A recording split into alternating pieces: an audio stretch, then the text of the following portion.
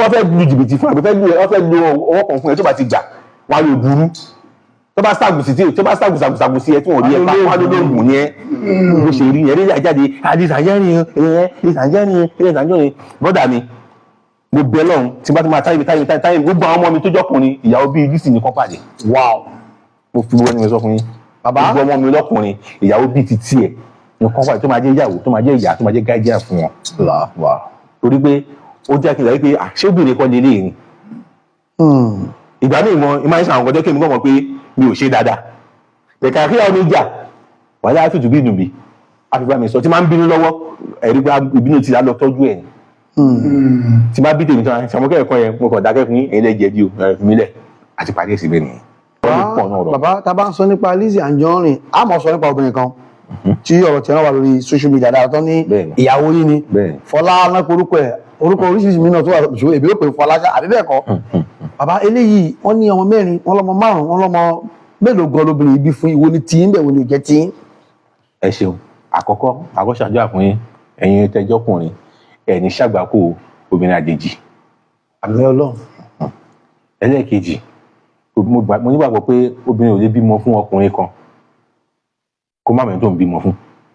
gẹ́gẹ́ sí ó mọ àwọn tó lọ́mọ tó wà lọ́wọ́ ẹ̀ ṣe lórí ọ̀rọ̀ ẹ̀mí ìfẹ́ sàn kan ó ṣe nítorí Ọlọ́run ti ń dájọ́ yẹn kò ní kí mi tún fi ìdájọ́ sọ ara mi mọ́ ọkùnrin ni mí wọ́n ní bó ṣe máa kéré ló ṣe máa kéré ọkọ ìyàwó alọ́dì ọkùnrin ni mí máa pàṣẹ inú ilé mi wà lẹ́gbọ̀n.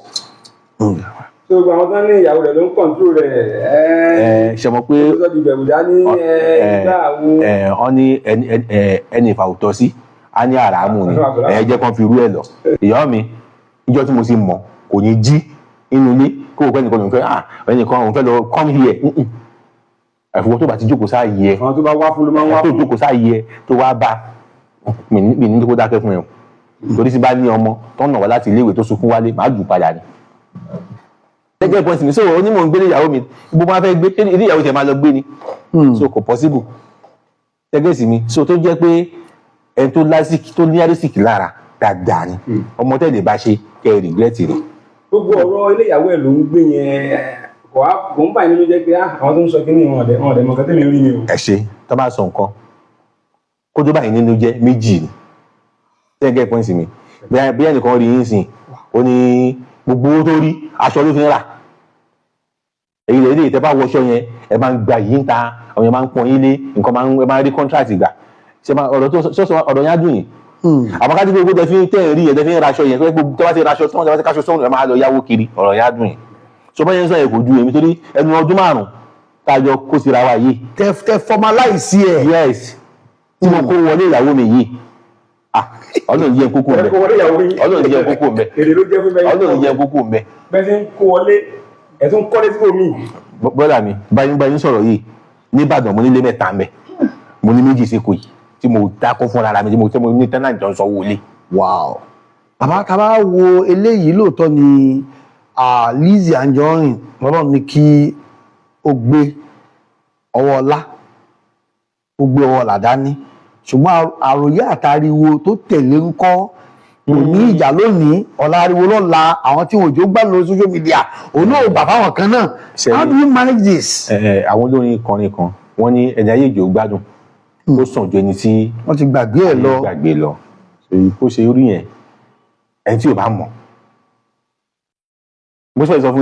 fún pé ẹlòmíì tábà ní sí ìjọ kan ẹ̀gbọ́n mi kan pè mí ó ní làásì báwo ló ti wá ń ṣe mo bú sẹ́rìn pé ṣé kí ni ó ní bùrẹ̀ tá à ń gbọ́ yìí náà ní gílẹ̀ ń gbọ́ kò sí nǹkan kan àwọn kan náà èmi jẹ́ ẹ̀dá kan tó mo jẹ́ ọkùnrin kan tó yẹ pé mi ì tí mo bú mi fẹ́ jẹ́ o ò lè pàṣẹ fún mi o ò lè pàṣẹ fún mi èmi ló máa gbọ́ èmi ni ọkọ ìyàwó ní ẹ mi fẹ́ kó jẹ́ president Nàìjíríà